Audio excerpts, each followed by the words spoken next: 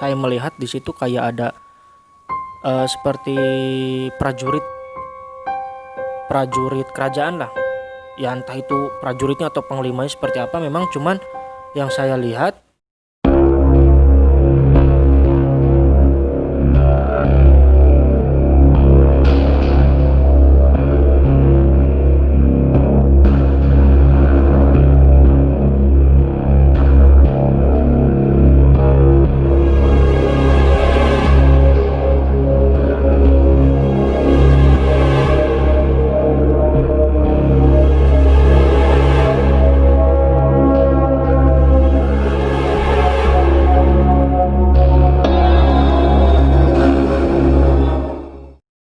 Oke, selamat malam. Balik lagi di channel Gagas Agasta, dan kali ini kita ditemani dengan narasumber yang bernama Kang Vendray.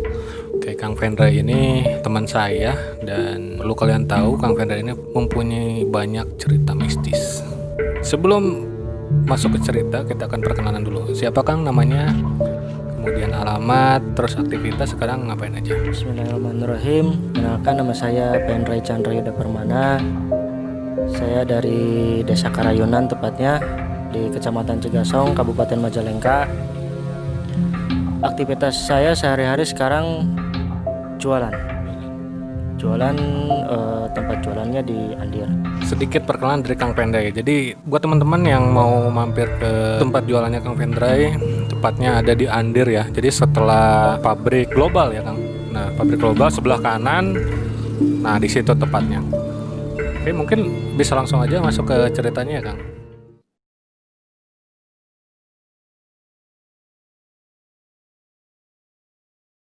Ada berapa cerita yang akan diceritakan sekarang? Untuk cerita banyak ya, cuman mungkin untuk saat ini karena dengan waktunya terbatas ya mungkin hanya beberapa aja lah.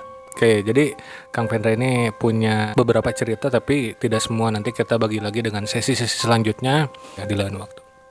Oke Kang, kita masuk ke awal cerita. Yang pertama itu gimana sih Kang? Boleh diceritakan? Ya mungkin kejadian ini berada di rumah saya sendiri. Tapi ini tujuannya bukan untuk menakut-nakuti gitu ya, bukan untuk menghalangi tamu untuk bertamu ke rumah saya atau gimana, enggak. Ini hanya menceritakan memang ada kejadian yang janggal di rumah saya sendiri gitu.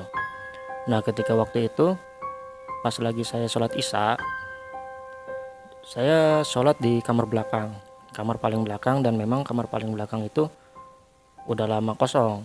Nah, kamar itu sempat dijadikan gudang, tempat dijadikan barang yang tidak terpakai lah kamar itu. Nah, saya mempunyai inisiatif, daripada kamar itu nggak kepake, daripada jadi gudang, jadikanlah jadi musola sama saya.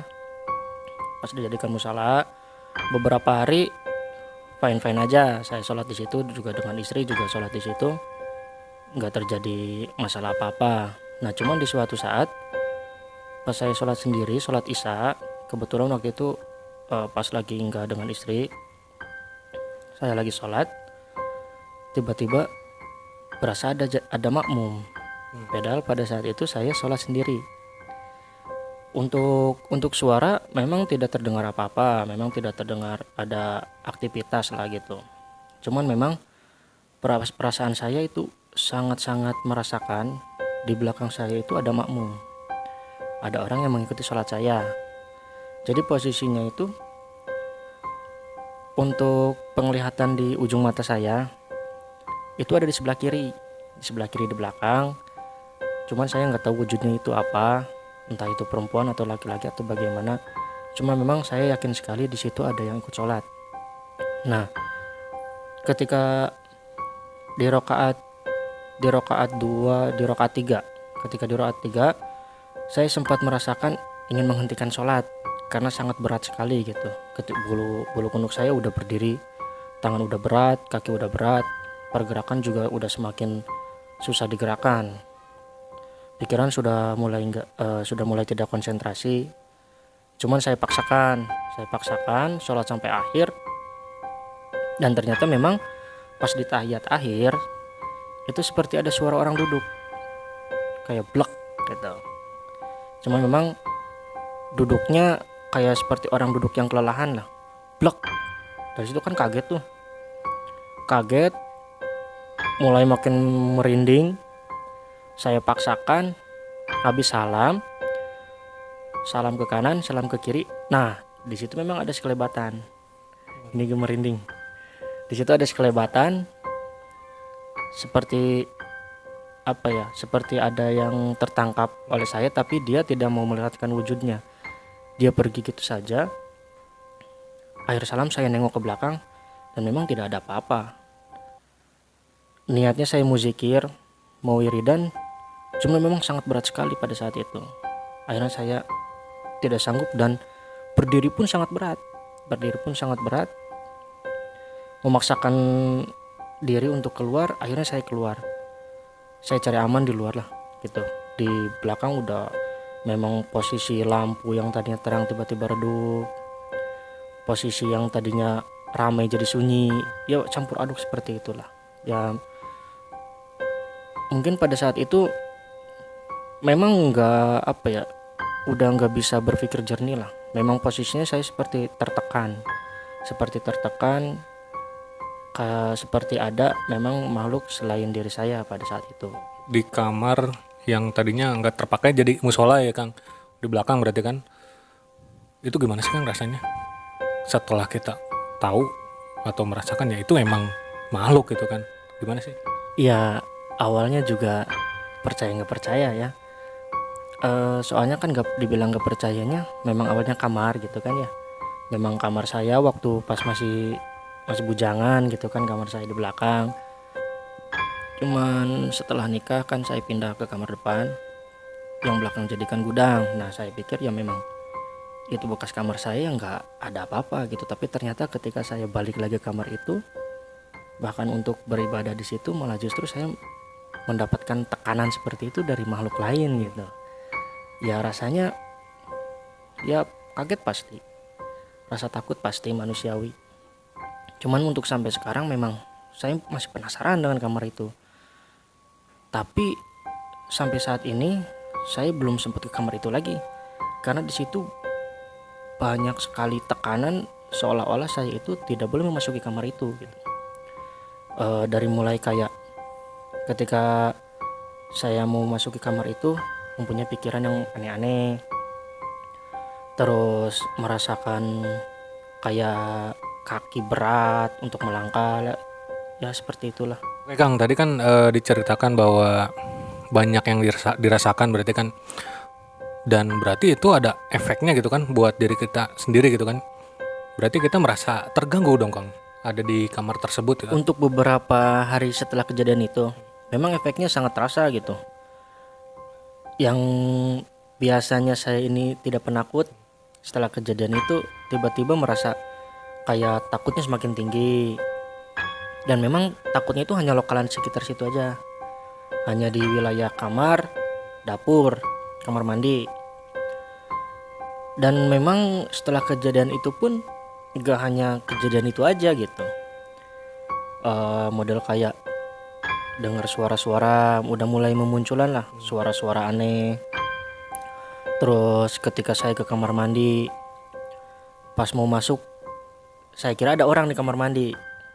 Saya tungguin lama-lama memang gak ada orang yang keluar gitu. Kan saya pikir orang lagi buang air besar gitu ya. Tapi saya nggak dengar suara air kayak gitu, nggak dengar sama sekali. Saya coba buka pintu dan memang pintu tidak terkunci. Sebelumnya saya pas mau ke kamar mandi memang seperti ada gayung plek gitu, gayung yang disimpan. Jadi kan saya pikir ada orang, tapi ternyata nggak ada orang. Selain cerita yang tadi, mungkin ada cerita lain yang bisa diceritakan di sini Kang, dan pastinya lebih horor lagi kan ini. Katanya tadi kan disebutkan ada temen Akang tuh yang nyamper ke rumah ya. Terus di rumah tersebut ada terjadi suatu hal ya. Nah itu bisa diceritakan Kang, kayaknya menarik juga tuh. Oke, baik. Ya ini saya cerita dengan seingatnya saya aja gitu kan ya. Memang posisinya pada saat itu pun saya nggak ada di rumah. Ketika itu memang saya tidak ada di rumah. Lalu ada dua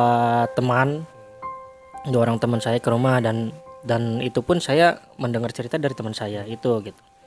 Nah, jadi memang pada saat itu saya lagi tidak berada di rumah. Nah, ada dua orang teman saya yang mau berkunjung ke rumah saya. Saya pikir kan karena memang saya sudah dekat gitu kan, sudah dekat dengan teman saya, jadi saya persilakan untuk menunggu dulu di rumah gitu. Nah sebelum saya pergi, saya udah ngontek dulu, barangkali saya tidak ada di rumah, tunggu dulu aja gitu.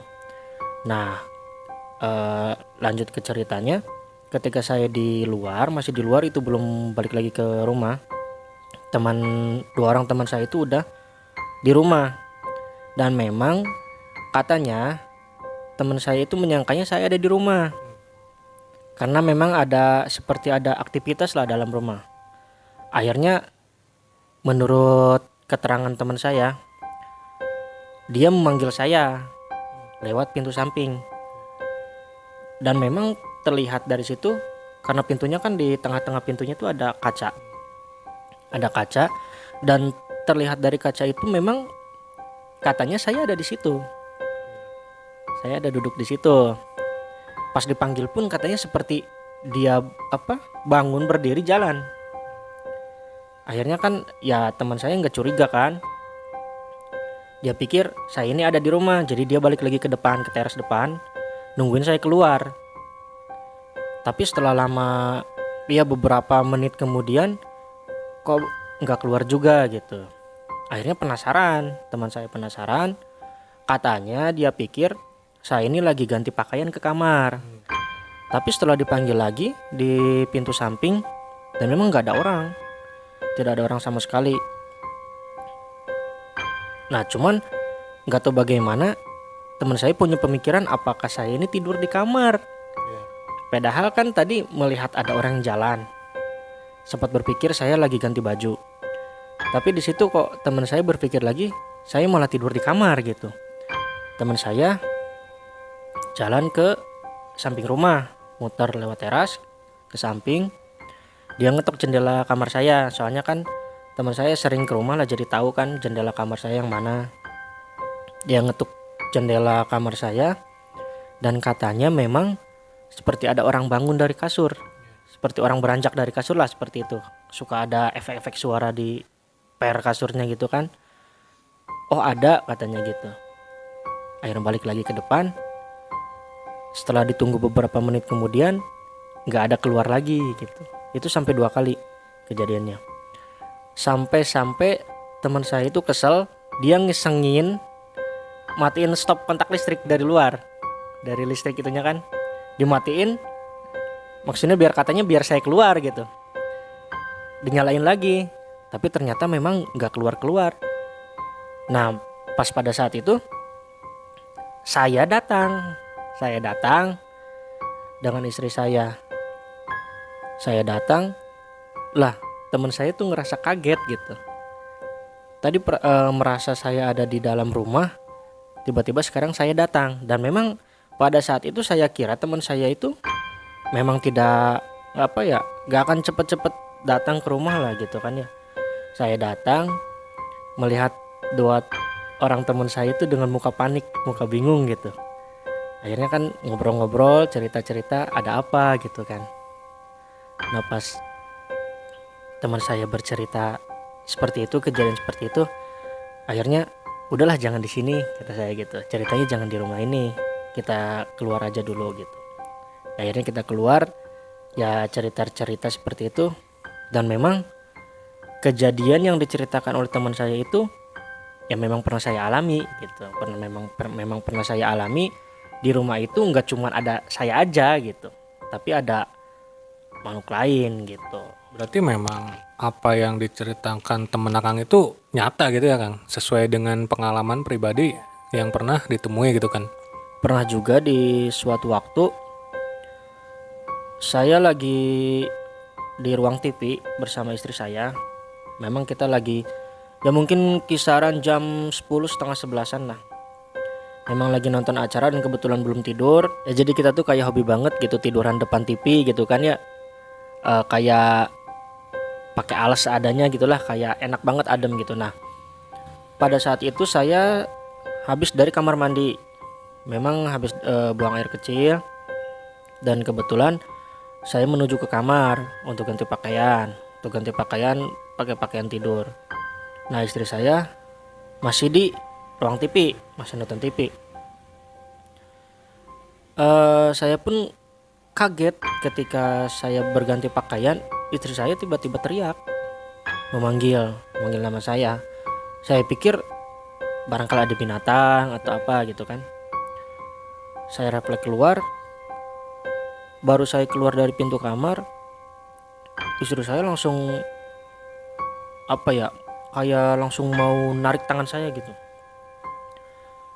Menarik tangan saya sambil gemeteran kuat sekali, dan sambil dengan mata kosong sambil teriak-teriak nama saya. Padahal saya udah di depannya istri saya gitu. Saya coba tenangkan gitu kan. Saya coba duduk di sampingnya, ditenangkan. Ternyata katanya menurut istri saya itu ada orang yang lewat di depannya dia.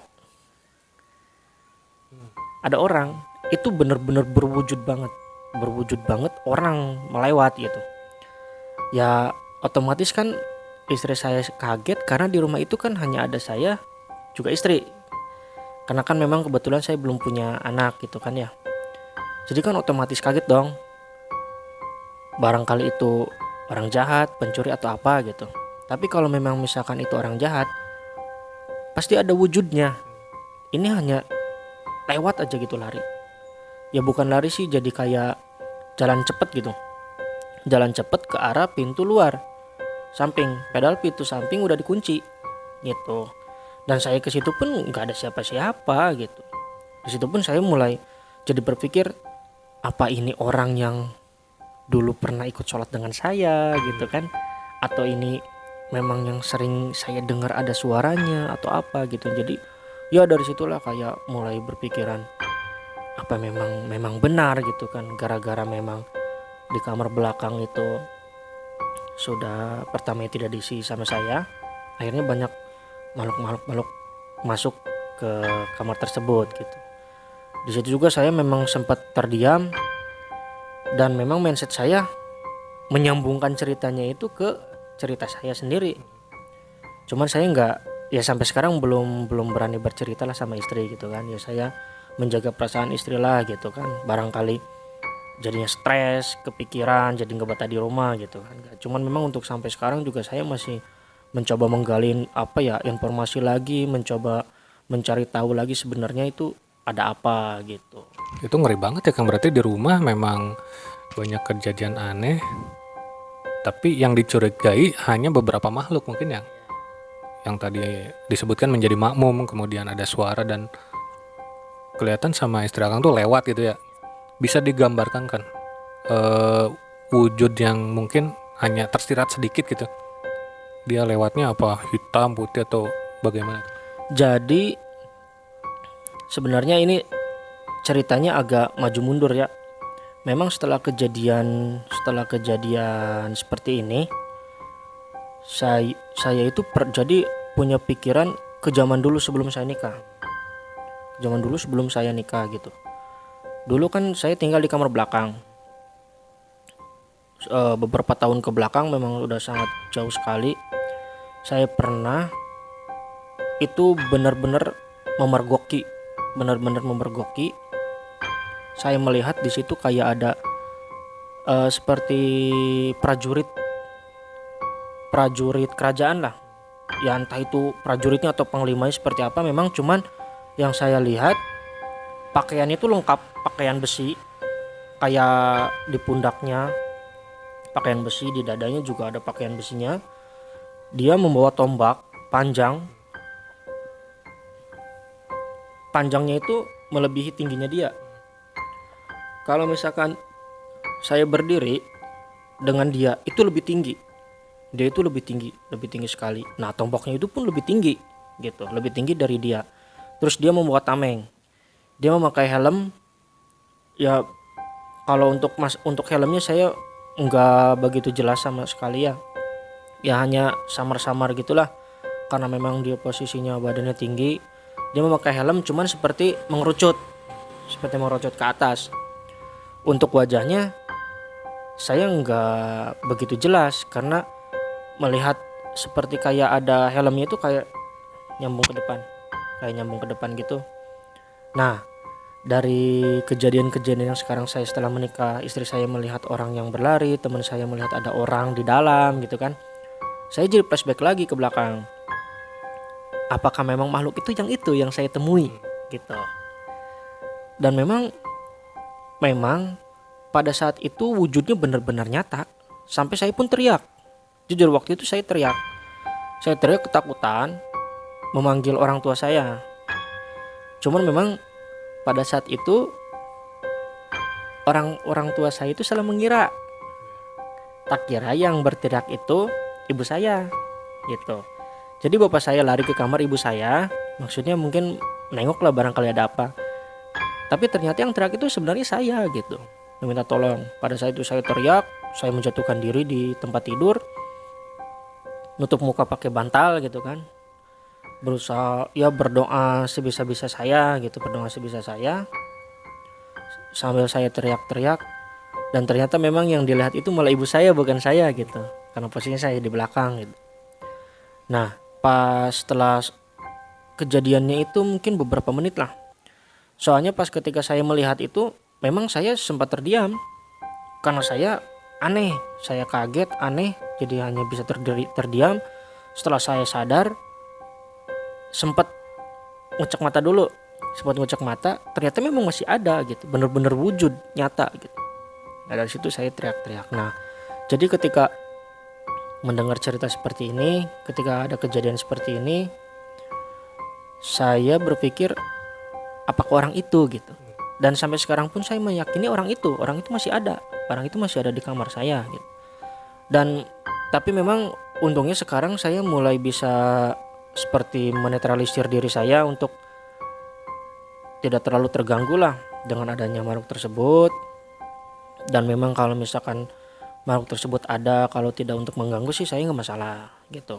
Cuman memang yang dikhawatirkan itu saya takut dari keluarga saya selain saya yang mengetahui, dan takutnya shock gitu kan, kaget.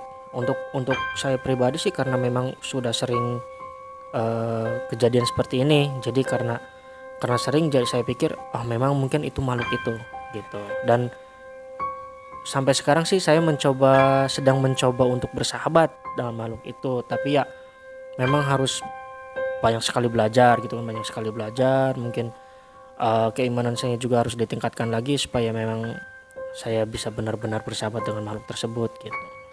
Akang itu sebenarnya dasar dirinya pemberani atau penakut setelah mengetahui bahwa di rumahnya ada banyak makhluk seperti itu gitu, yang ternyata saya ini penakut gitu, padahal awalnya berani. Bagaimana Kang? Silakan. Sebelum kejadian itu ya saya merasa saya ini pemberani untuk masalah hal kayak gitu kan, soalnya ya untuk selama ini hanya mengandalkan logika saja gitu. Dan memang ternyata kalau kita hanya mengandalkan logika saja juga itu sebenarnya kurang tepat sih ya, itu juga salah, karena kita memang kan hidup sangat berdampingan gitu kan, ada makhluk selain kita. Nah jadi setelah kejadian seperti itu, rasa ketakutan dalam diri saya itu tiba-tiba meningkat. Dan untuk sampai sekarang sebenarnya saya menjadi lebih peka terhadap sesuatu. Kalau misalkan ada makhluk selain kita, misalkan kita lagi duduk gini aja nih, kalau misalkan makhluk itu datang, itu saya bisa merasakan sekarang, cuman memang belum bisa melihat karena memang ya entah gimana, karena sering terjadi kejadian seperti itu, jadi atau makhluk itu mulai bisa bersahabat dengan saya atau gimana, saya kurang ngerti. Cuman memang untuk sekarang saya mulai bisa merasakan lah gitu. Dan memang untuk ketakutan dalam diri saya dari ya sempat meningkat, tapi sekarang mulai menurun, mulai bisa mengontrol diri lah gitu, seperti itu. Terus juga ada kejadian lagi sih sebenarnya selain di rumah gitu, di luar juga ada gitu. Bagi yang penasaran, nanti kita masuk ke sesi 2 ya. Sesi 2 ketemu di lain waktu, karena ini banyak sekali ceritanya Kang Vendra ini. Ya.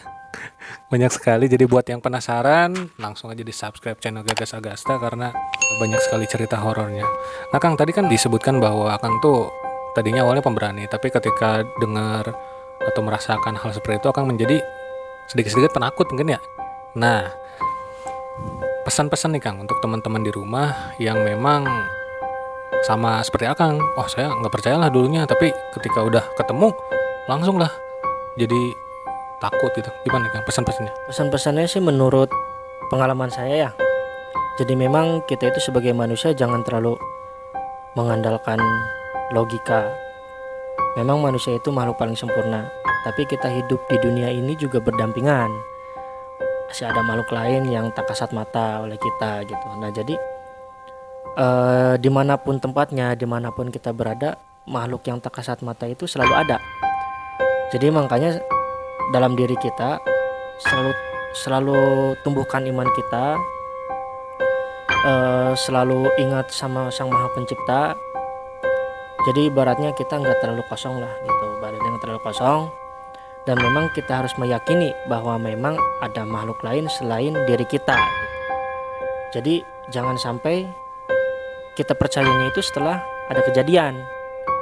Kalau ya yang dikhawatirkan kan kejadiannya, kalau mending sih kalau misalkan karena hanya sebatas selewatan kayak gitu. Nah takutnya kan melihat kejadian itu memang membuat serontak kita tuh menjadi takut gitu, menjadi benar-benar takut, akhirnya stres lah, kepikiran itu bagaimana. Ya jangan sampai. Jadi ya buat pesan-pesan buat teman-teman ya seperti itu aja. Jadi jangan sampai diri kita kosong, terus tetap berdoa, tetap ya kita percaya, kita yakini bahwa ada makhluk lain selain diri kita. Luar biasa itu pesan-pesan dari Kang Vendray. Kemudian tadi ceritanya sangat bikin penasaran juga, karena kita harus ngalamin langsung ya. Kalau misalkan kayak merasa pemberani kemudian percaya, kita harus rasakan langsung. Kang Vendray ini punya Instagram ya Kang, punya Instagram, dan Kang Vendray ini YouTuber juga. Jadi perlu kalian tahu, Kang Vendray ini YouTuber juga. Boleh disebutkan Kang tadi Instagramnya apa, kemudian YouTube-nya apa? Ya untuk Instagram @vendray_22. Untuk channel YouTube-nya Vendray Chandra, CHANDRA, Vendray Chandra. Vendraynya pakai V. Channel Akang itu membahas apa Kang? Nah biar teman-teman di rumah penasaran nih. Ya masih belajar sih sebenarnya ya, masih abal-abal lah. Paling membahas kayak yang kreatif, kemudian kayak membuat sebuah benda yang kita butuhkan tapi dengan bahan-bahan seadanya gitu. Terus juga ada menu-menu masakan, ya kayak gitulah. Berarti tutorial dan masakan ya Kang. Nah itu ya, buat teman-teman di rumah silakan langsung aja nih. Tadi udah disebutkan Instagramnya dan YouTube-nya. Oke, bagi teman-teman di rumah yang belum subscribe ke channel Gagas Agasta, sekarang juga di subscribe. Kemudian tekan tombol loncengnya, dan jangan lupa tetap stay di channel Gagas Agasta, dan selamat malam.